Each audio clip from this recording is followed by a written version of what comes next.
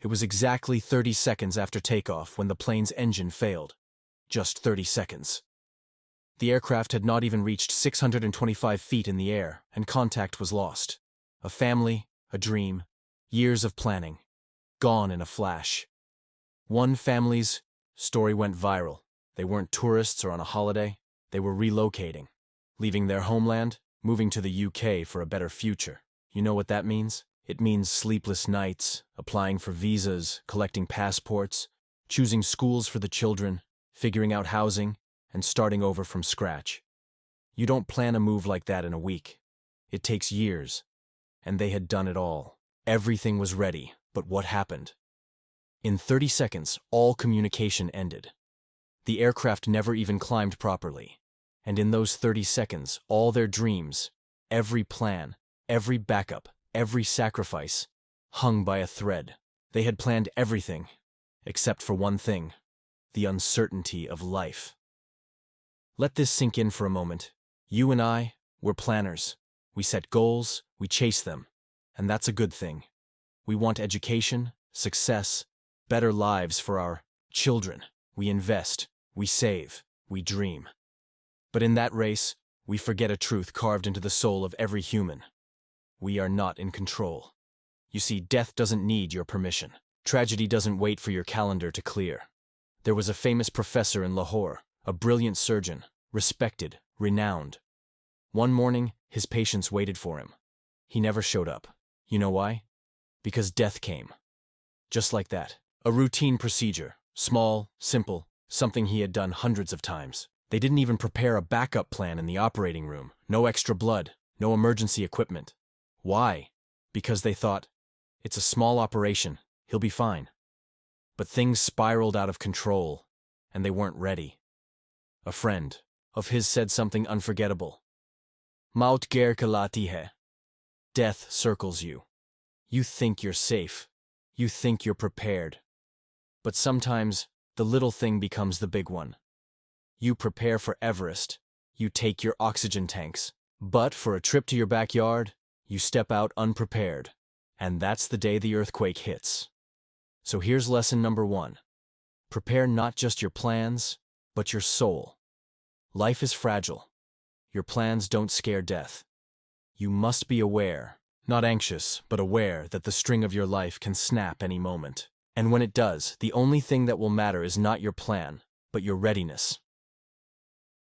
Lesson number 2. We are flawed planners. We plan for savings, retirement, property, travel, future generations.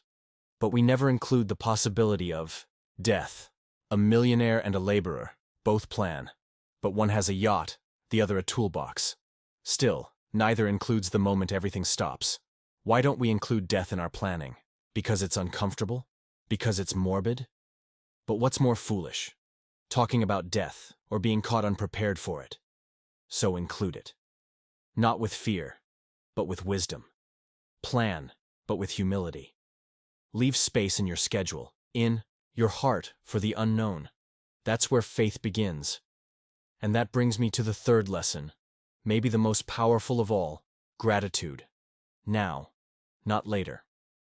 We always think, when I get that job, when I move abroad, when I buy that house, when I marry the right person, when my child gets into that school, then I'll be happy. Why?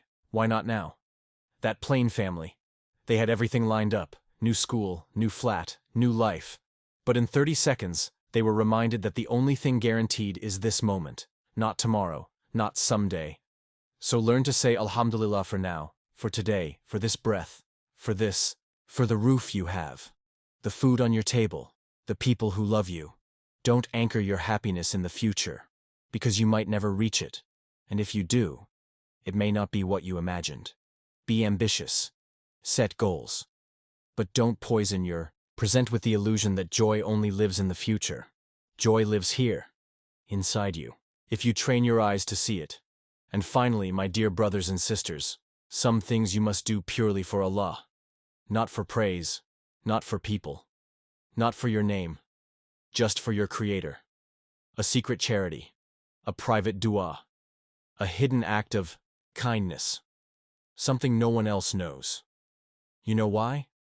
Because when the chaos comes, when your plane drops, when the doctor becomes the patient, when life spins out of your hands, you'll have something to say to your Lord. Ya Allah, this was just between you and me. I didn't do this for the world. I did it for you. Now help me. 3 lives we all have. Public life, what people see.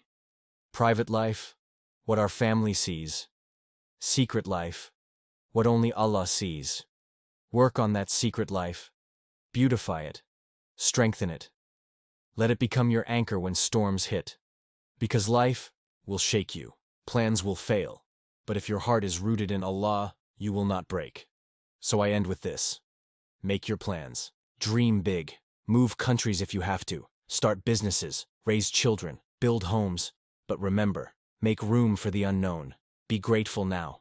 Fear Allah above all. And always, always build something that no one sees but your Creator. Because in the end, when your 30 seconds come, when your plane is in the air, when the lights flicker and the world goes silent, it won't be your plans that save you.